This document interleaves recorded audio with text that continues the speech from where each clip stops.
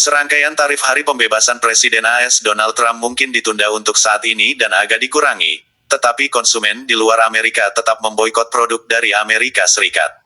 Dari Kanada hingga Eropa, sekutu tradisional AS termasuk yang paling terpukul, orang-orang mendukung inisiatif beli lokal yang diorganisasikan di media sosial dan di toko-toko fisik. Trump memberlakukan bea masuk 10% secara menyeluruh pada semua impor ke Amerika Serikat pada tanggal 2 April.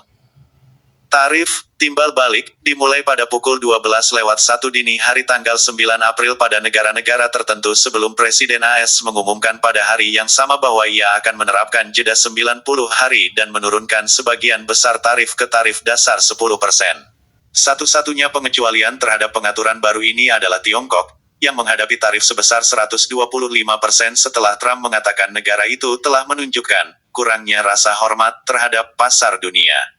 Sementara beberapa negara yang terkena dampak meluncurkan hambatan perdagangan mereka sendiri, konsumen telah melancarkan kampanye mereka sendiri sebagai responsnya.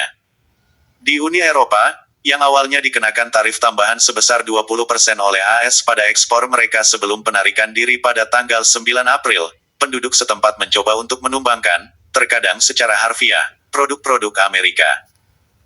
Beberapa grup Facebook telah dibentuk sejak Trump pertama kali mengindikasikan langkah-langkah tarif untuk mengorganisasi boikot dan kampanye. Sebuah grup Swedia yang disebut Bojkotta varor från USA. yang berarti boikot barang-barang dari AS, memiliki hampir 86.000 anggota ketika tarif akan diberlakukan.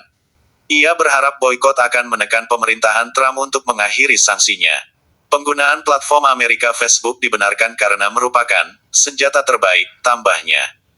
Kelompok Prancis yang disebut Boycott USA. Acheter français et européen. Boycott USA. beli produk Prancis dan Eropa, memiliki hampir 30.000 anggota. Dukungan terhadap sikap serupa juga tampak di Jerman. Kelompok riset Survey menemukan 64% warga Jerman lebih memilih untuk menghindari produk AS, jika memungkinkan. Sebagian kecil mengatakan kebijakan Trump sudah memengaruhi pilihan belanja mereka. Gerakan daring di media sosial dan papan pesan seperti Reddit juga telah menyebabkan konsumen di Eropa dan Kanada membalik-balik produk Amerika di rak-rak toko, dengan harapan isyarat visual akan mengurungkan niat untuk membeli. Seperti yang mungkin pernah Anda dengar atau baca, ada tren yang berkembang di kalangan warga Kanada untuk memboikot produk-produk AS. Tentu saja, semua ini dipicu oleh ketegangan politik baru-baru ini antara AS dan Kanada, termasuk sengketa tarif dan pernyataan kontroversial dari Presiden Trump, yang, antara lain, terus mengatakan bahwa ia ingin menjadikan Kanada sebagai negara bagian ke-51. Namun, menentukan produk mana yang merupakan produk Kanada tidak selalu mudah. Terkadang pemberian label bisa menyesatkan, Ibu Tuan Braiman. Untuk membantu, ia kini menggunakan aplikasi di ponselnya yang dapat memindai kode batang suatu produk dan mengidentifikasi asal produk tersebut. Jika produk tersebut diidentifikasi sebagai produk Amerika, aplikasi tersebut menyarankan alternatif produk Kanada. Aplikasi yang disebut Maple Scan ini merupakan salah satu dari banyak aplikasi yang muncul di Kanada untuk membantu orang berbelanja produk lokal. Aplikasi lainnya termasuk Buy Canadian, Is This Canadian, dan Shop Canadian. Perusahaan-perusahaan Eropa juga mengambil tindakan terhadap perusahaan-perusahaan AS.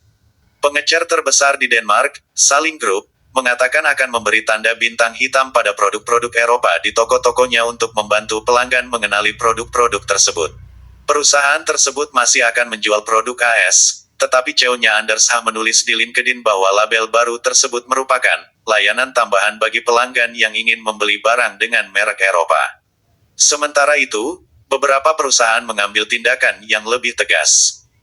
Haltbach Bunkers dari Norwegia, yang menyediakan minyak dan bahan bakar untuk kapal, baru-baru ini mengatakan akan menghentikan pasokan bahan bakar untuk kapal-kapal Angkatan Laut AS.